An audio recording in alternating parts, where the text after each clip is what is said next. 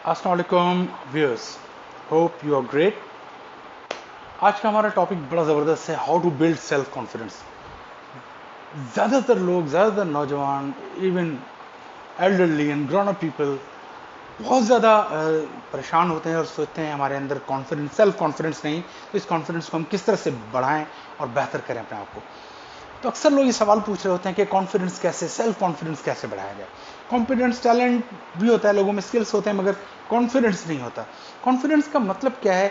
सबसे पहले मैं आपको ये कॉन्फिडेंस का मतलब बताऊं। कॉन्फिडेंस जैसा आपने किसी चीज को करने के लिए सोचा हुआ है, जैसा आपके माइंड में, जैसा उसको जानते हैं, एग्जैक्टली उसी तरह से परफॉर्म करके दिखाएं, इसी तरह से लोगों के सामने डेयरिंग और करेज के साथ लोगों के सामने बात भी कर सकें और उस चीज को परफॉर्म कर सकें, तो ये होता है कॉन्फिडेंस। दोस्तों, अगर आपने मेरे YouTube चैनल को सब्सक्राइब नहीं किया तो kindly subscribe it. And now we would like to move ahead with the topic. जैसा कि मैं डिफाइन किया कि कॉन्फिडेंस क्या होता है, अब हम कॉन्फिडेंस आता कैसे, कॉन्फिडेंस किस तरह से, क्यों नहीं होता हमारे अंदर, सबसे पहले इस चीज को हम डिस्कस करेंगे। There are some factors that I would like to quickly discuss. ये फैक्टर्स होते हैं जिनकी वजह से हमारे अंदर सेल्फ कॉन्फिडेंस नहीं होता।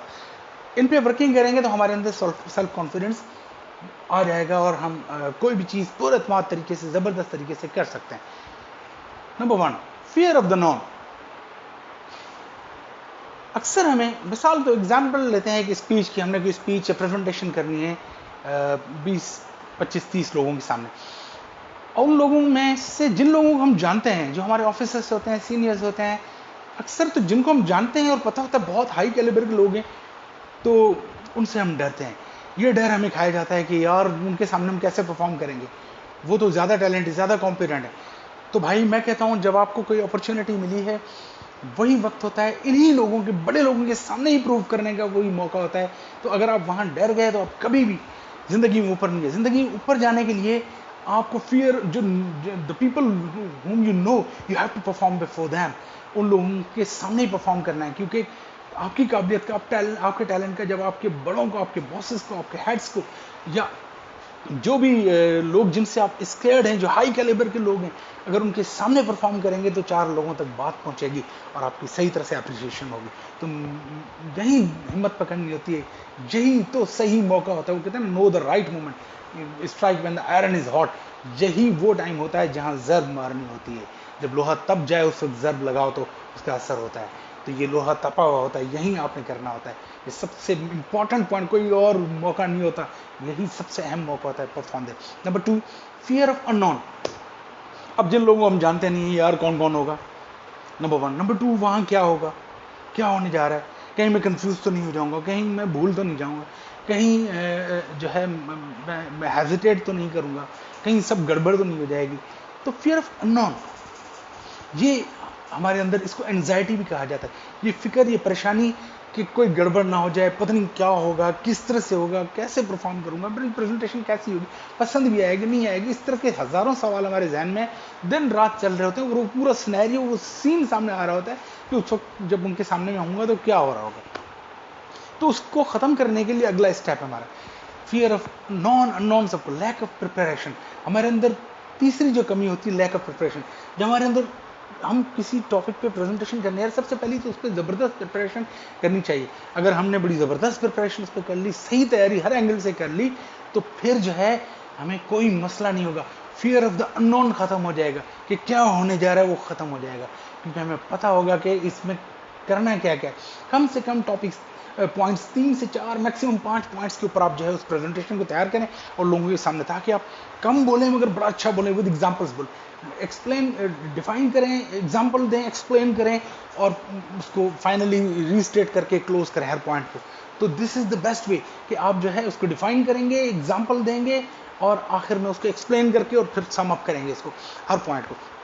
तो प्रिपरेशन अच्छी करेंगे, जितनी अच्छी प्रिपरेशन होती है, मैंने लाइफ में देखा है, जिस चीज़ की अच्छी तैयारी करके मैं ज़बरदस्त तैयारी करके गया, वो हमेशा वहाँ पर मुझे सक्सेस ज़्यादा मिली। नंबर 4 है लैक ऑफ नॉलेज।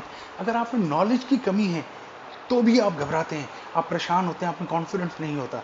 जब आप कि किसी चीज़ के बारे में कोई भी काम करने जा रहे हैं उसका इल्म नहीं है, तो फिर आप उसको इन्वेस्टिगेट करें, उसको रीड आउट करें, उसको रिसर्च करें।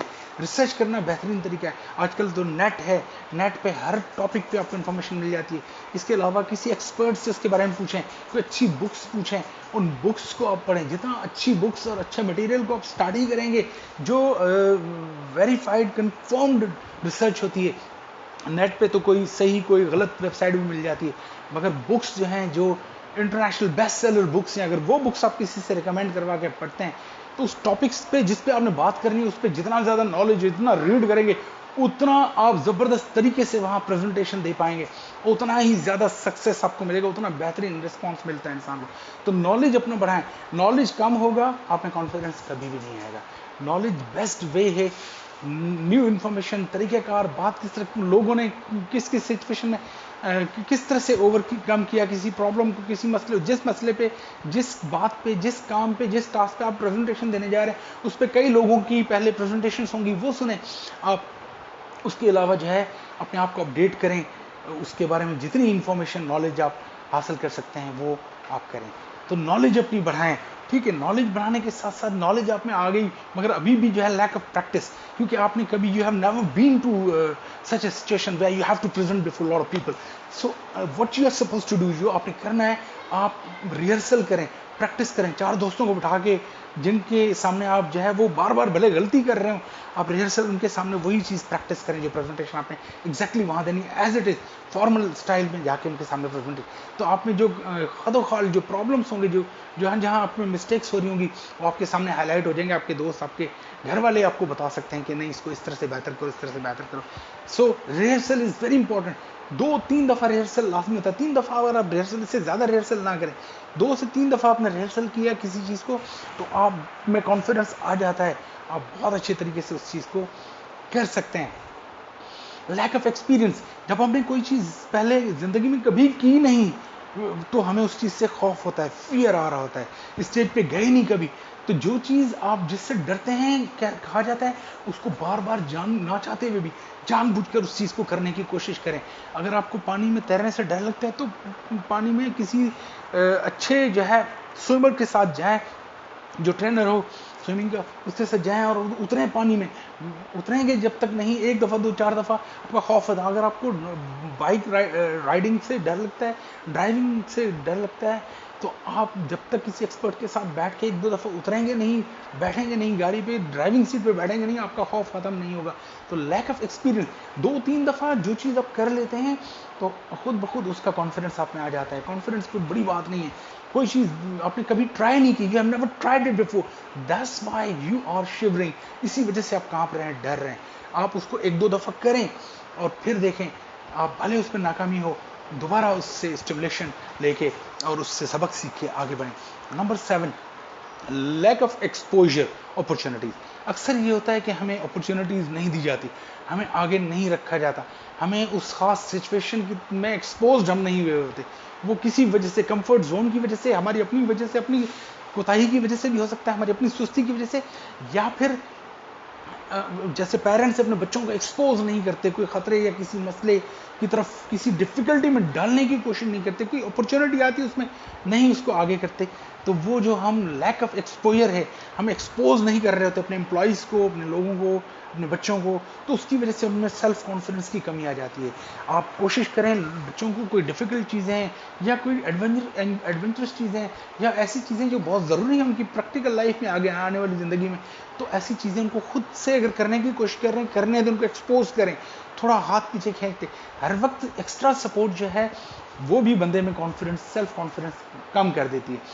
तो आप अगर कोई मौका आपको मिलता है जिसमें आपको एक्सपोज होना पड़ रहा है, किसी मुश्किल सिचुएशन फेस करना पड़ रहा है, तो उससे घबराएं नहीं, उसमें जाएं, उससे सीखेंगे बहुत। कोई डिफिकल्टीज आ रही है उससे घबराएं नहीं, अपने आप को एक्सपोज करें, फेस करें। कहते हैं डिफिकल्टी को फेस करने से आधी से ज़्यादा डिफिकल्टी खत्म हो जाती है, और अगर डिफिकल्टी को आप अवॉइड करते हैं तो डिफिकल्टी बढ़ती जाती है। Number 8 and last, lack of self believe. सबसे इंपॉर्टेंट चीज़ है कि हमें सब चीज़ें ऊपर वाली हों, मगर हमें अपने ऊपर खुद एतमादी ना, हमें खुद पता, अपनी खूबियों का पता नहीं हो कि हम क्या हैं, हम क्या कर सकते हैं, हम क्या नहीं। जब तक आप हमेशा अपने बारे में बिलीव करते रहेंगे कि मैं निकम्मा, नाकारा, नाइल इंसान हूँ, मुझसे कुछ नहीं हो सकता, मैं डरपोक हूँ, तो आप हमेशा डरपोक रहेंगे। सबसे पहले तो अपने आप में बिलीव करेंगे, नहीं, आई कैन डू इट। जो आई कांट वाला वर्ड है ना, अपनी जिंदगी से निकाल लें। I can't do it, this thing is difficult for me, this thing is beyond my understanding. आप कोशिश करें, when you try again, try unless you succeed. जब तक आप सक्सीड नहीं होते, सक्सेसफुल नहीं होते, you should keep on trying and making effort. तो जद्दोजहद और कोशिश और सेल्फ बिलीफ, अपने ऊपर आप अपनी खूबियों को सोचें और अपने आप में बिलीफ लाएं। पहली चीज़ अपने माइंड को चेंज करें कि आप जो अपनी सोच में हर चीज़ के बारे में सोचा हुआ कि मैं नहीं कर सकता, ये सबसे बड़ा फॉल्ट है। इसको निकालें अपने जहन से, ये नहीं वाले लफ्ज़ को अपने जहन से निकालें और सोचेंगे नहीं, मैं कर सकता हूँ, I can do it very well. तो होप ये 8 चीज़ें आपको बहुत हेल्प करेंगी सेल्फ कॉन्फिडेंस पैदा करने में, और इसको ट्राई करें, इसकी प्रैक्टिस करें, इंशाल्लाह you will get the very positive results and very quick results.